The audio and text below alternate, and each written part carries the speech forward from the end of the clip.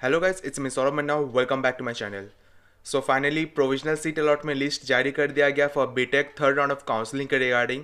जिन्होंने third round of counselling के लिए या तो फोर्थ राउंड ऑफ काउंसलिंग के लिए चॉइस फिलिंग किया था, जिसको कॉलेज नहीं मिला था या तो अपग्रेड करवाना था, तो फाइनली सीट अलॉटमेंट लिस्ट जारी कर दिया गया और सीट अलॉटमेंट लेटर भी जारी कर दिया गया।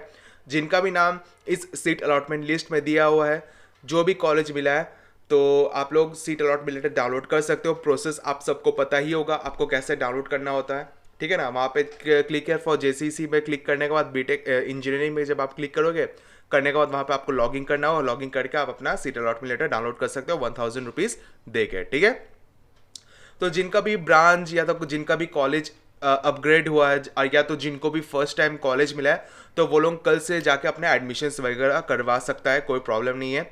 जिनको भी जिनका भी कॉलेज अपग्रेड हुआ है, जैसे फॉर एग्जांपल जिनको यूसिट मिला था फर्स्ट या तो सेकंड राउंड ऑफ काउंसलिंग, अब उनको थर्ड राउंड ऑफ काउंसलिंग में बीआईटी सिंदरी मिला हो, या तो उससे अच्छा बीटेक कॉलेज मिला हो, तो पहले जो कॉलेज आपको मिला था वहाँ से आप अपना डॉक्यूमेंट्स वगैरह सब कुछ ले लीजिएगा, रिटर्न ले लीजिएगा, है ना। और जो पैसा है आपने जो एडमिशन का टाइम जितना दिया था, आप सब कुछ रिटर्न ले लीजिएगा। लेने के बाद अभी जो कॉलेज मिला है वहाँ जाकर आप अपना एडमिशन्स वगैरह करवा सकते हो, ठीक है। और बीआरटी सिंदरी का तो पता ही है आपको क्या प्रोसेस है सबको। मैं आपको फिर से एक बार बता दूंगा, जिनको भी बीआरटी सिंदरी मिला है इस बार थर्ड राउंड ऑफ काउंसलिंग में, चाहे वो आपका ब्रांच अपग्रेड क्यों ना हुआ हो या तो फर्स्ट टाइम उनको कॉलेज क्यों ना मिला हो, उसके रिगार्डिंग भी नोटिफिकेशन जारी कर दिया गया। बट बाद बाकी जो कॉलेज रह गया, जैसे पलामू कॉलेज रह गया, यूसेट हुआ, पीपीपी कॉलेजेस हुआ, जिनका भी कॉलेज अपग्रेड हुआ है, तो पहले जो कॉलेज मिला तो वहाँ से जाकर अपना डॉक्यूमेंट्स वगैरह और पैसा वगैरह ले लीजिए और जाकर अपना एडमिशन्स वगैरह करवा लीजिए, ठीक है। तो टोटल स्टूडेंट्स की बात की जाए, टोटल 914 स्टूडेंट्स का सिलेक्शन हुआ थर्ड राउंड ऑफ काउंसलिंग में। कॉलेज मिल चुका है थर्ड राउंड ऑफ काउंसलिंग में, है ना। तो वेट कीजिए, जिनका भी अब नाम नहीं आया, अब बहुत सारे स्टूडेंट तो अब ये बोलेंगे सर मैं थर्ड राउंड ऑफ काउंसलिंग में तो नाम आया नहीं, अब मैं क्या करूँ। तो देखिए, अब लक के ऊपर डिपेंड करता है। देखिए, अब अभी आपको नहीं मिला ना, तो फोर्थ राउंड ऑफ काउंसलिंग के लिए वेट कीजिए, उसका सीट अलॉटमेंट लिस्ट आने के लिए वेट कीजिए, है ना। जब थर्ड राउंड ऑफ काउंसलिंग खत्म हो जाएगा ना, हो जाने के बाद जो सीट्स बचेगा उसी के रिगार्डिंग तो फोर्थ राउंड ऑफ काउंसलिंग होगा ना। मतलब चॉइस फिलिंग तो फिर से मौका नहीं मिलेगा, बट वेट कीजिए सीट अलॉटमेंट लिस्ट जारी होने का। अगर उस टाइम अगर आपको मिल जाता है तो अच्छी बात है, नहीं तो और कोई चारा नहीं है कि नहीं। बट बाद बाकी जिसको अभी मिल चुका है तो वो लोग जाकर आप अपना एडमिशन्स वगैरह करवा लीजिए, क्योंकि कल से स्टार्ट होने वाला है अपना काउंसलिंग प्रोसेस, ठीक है। अब बात करते हैं जिनको बीआरटी सिंदरी मिला है ना। जिनको बीआरटी सिंदरी या तो फर्स्ट टाइम मिला या तो जिनका ब्रांच अपग्रेड हुआ, तो उसके रिगार्डिंग नोटिफिकेशन जारी कर दिया गया है ना। नोटिफिकेशन में यही लिखा हुआ कि 11 तारीख से जो कि इसका काउंसलिंग प्रोसेस स्टार्ट होने वाला, थर्ड राउंड ऑफ काउंसलिंग, और इसका जो लास्ट डेट है वो 14 मतलब 14 तारीख तक है, ठीक है। तो देखिए यहाँ पे बोला गया कि जो ऑल ब्रांच है, जितने भी ब्रांच है, कंप्यूटर साइंस, मैकेनिकल हुआ, इलेक्ट्रिकल हुआ, ईसी हुआ, मेटलर्जी हुआ, माइनिंग हुआ, जितने भी ब्रांच वाले स्टूडेंट हैं जिनको थर्ड राउंड ऑफ काउंसलिंग में फर्स्ट टाइम कॉलेज मिला हो या तो ब्रांच अपग्रेड हुआ, तो उनके लिए टाइम एंड डेट्स वगैरह सब कुछ मेंशन कर दिया गया, ठीक है। 11, 12 एंड 14 तारीख को रिपोर्टिंग टाइम भी दिया हुआ 9:30 बजे से 1:30 बजे तक एंड 2:30 बजे से लेकर 5 बजे तक, ओके। एंड वेन्यू भी दिया हुआ room number S1 and S3 BRT Sindri, okay.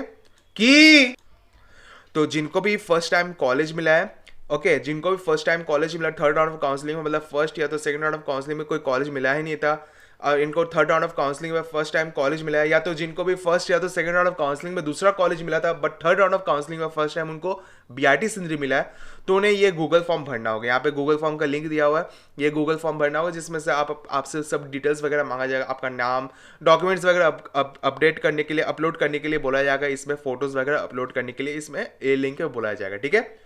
अब जिनको भी फर्स्ट या तो सेकंड राउंड ऑफ काउंसलिंग में बीआरटी सिंदरी ही मिला था बट उनको ब्रांच पसंद नहीं आया था, अब उनको थर्ड राउंड ऑफ काउंसलिंग में उनका ब्रांच अपग्रेड हुआ है, तो उन्हें ये जो गूगल फॉर्म है उन्हें ये भरने का कोई ज़रूरत नहीं है ना। उन्हें ये गूगल फॉर्म भरने का कोई ज़रूरत नहीं है। बस उन्होंने जो फीस पेमेंट किया था, वो जो रिसिप्ट है, बस आपको वो रिसिप्ट ले जाना होगा और सीट अलॉटमेंट लेटर आपको लेके जाना होगा और आपको बताना होगा कॉलेज में जाकर कि सर मेरा ब्रांच अपग्रेड हुआ और ये मेरा फीस रिसिप्ट है, ठीक है।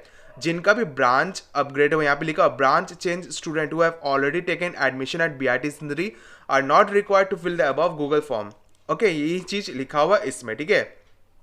जिनका भी ब्रांच चेंज हुआ है, सिर्फ आपको अलॉटमेंट लेटर लेकर जाना होगा कॉलेज में और जो फीस रिसिप्ट है आपको ले जाना होगा, ठीक है। और जिनको फर्स्ट टाइम बीआरटी सिंदरी मिला तो उन्हें गूगल फॉर्म तो भरना ही होगा, और साथ ही साथ यहाँ पे पेमेंट भी बोला गया आपको, एनुअल फी जो आपको देना होगा और स्टूडेंट फंड फी, ये दोनों चीज का पेमेंट आपको करना होगा। यहाँ पे SBI कलेक्ट का लिंक दिया हुआ है, आपको ऑनलाइन पेमेंट करना होगा, ठीक है। जनरल BC1 BC2 EWS वाले के लिए इतना फीस देना होगा, ST SC वालों के लिए इतना देना होगा, एंड गर्ल्स TFW वालों के लिए इतना देना होगा। एंड स्टूडेंट फंड फी जो है 6,550 रुपीज सबके लिए है, ठीक है। ये दोनों चीज आपको पेमेंट करना होगा। पेमेंट करके आप ये जो दोनों चीज का जो रिसिप्ट है डाउनलोड करके इसका प्रिंट निकाल के आपको कॉलेज जाना होगा और आपको दिखाना होगा, ओके। और जिनका भी अगर ब्रांच या तो चेंज या तो कैटेगरी चेंज जिसका भी हुआ है, तो वो लोग जाके वो लोग को जाना पड़ेगा ही पड़ेगा कॉलेज, ठीक है।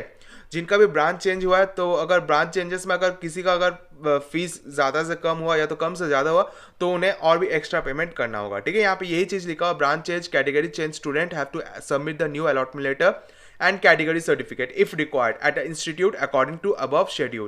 If seat allotted category change from TFW to any other category, then the student have to pay the required fee at the institute. अगर कोई भी स्टूडेंट को TFW से दूसरा कैटेगरी में मिल जाता है, तो TFW को तो फीस तो कम रहता है ना, तो TFW से अगर दूसरा कैटेगरी मतलब SC या तो ST या तो जनरल BC1 BC2 या तो EWS में सीट मिल जाता है, तो उन्हें एक्स्ट्रा और पैसा पेमेंट करना होगा, ठीक है। तो यही चीज़ आपको यहाँ पे मेंशन किया हुआ है ना।